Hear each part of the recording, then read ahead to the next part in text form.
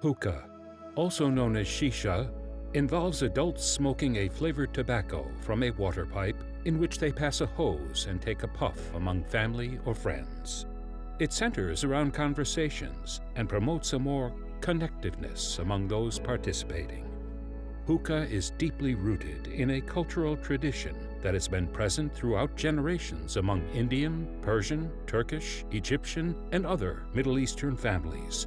Its gesture is more than an entertaining social activity or means to relax. It's a way that families, relatives, friends, and business associates in these cultures provide hospitality and strengthen bonds with one another. The first hookah in the form we know today dates back to 16th century India, at a time when Indian glass manufacturing began as a result of the exporting of glass through the British East India Company. During this period, smoking tobacco also became popular amongst noblemen in high society. In an attempt to purify smoke through water in a glass base called Shisha, the hookah was invented. Hookah soon cemented itself as a way for noblemen to show their high social status. In the 17th century, hookah became part of the Persian culture, where strong dark leaf tobacco called ajami was used. For the first time, hookah became accessible to everyone. And not only that, an industry of hookah servants emerged. Even the Shah at the time had his own servants for hookah. So hookah migrated into Turkish culture, and during the 18th century it continued to blossom through means of more innovation.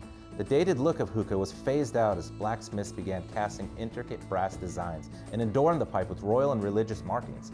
Hookah was prominent in Turkish high society and was a true symbol of status. It was smoked after royal dinners and even at diplomatic meetings. Offering a hookah to a guest was so important of a sign of trust that withholding it could have been a serious insult. The hookah tradition spread into the Middle East throughout the 19th century. In Egypt, traditional forms of tobacco seen prior were reformulated into masal by mixing honey or molasses with the tobacco. Masal translates directly as with honey. This term generally refers to flavored tobacco. Even dried fruits like lemon, grape, watermelon, and mint were eventually added. Hookah integrated into society so deeply in these parts that hookah cafes were built to house the ever-growing popularity. Hookah promoted a community amongst the patrons, uniting all classes, races, and genders alike. It was used as a way for people to relax, socialize, and strengthen bonds with one another. Hookah traditions continued to deepen in cultures throughout India, Persia, Turkey, and the Middle East, and in neighboring countries such as Israel, Armenia, and Pakistan. However, by the late 1900s, hookah has migrated to virtually every continent as immigrants of these countries brought this custom with them to share a piece of their culture with the New World. In the early 21st century, a hookah industry surfaced in the United States as early pioneers found ways to improve the quality of products using modern technology. Innovations in flavors choices beyond the traditional were also crafted to address the demands of current-day taste preference and variety.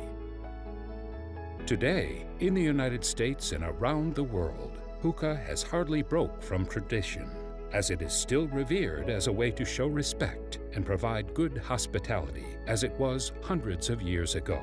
Family members, close friends, and new acquaintances come together and deepen ties over a hookah in the same way it has been done for generations. Hookah is part of an extensive community that brings people together despite social class, religion, or political beliefs. While there have been advancements in hookah over the years, the practice remains deeply rooted in tradition, and for many people spanning numerous nationalities, hookah is a cultural expression.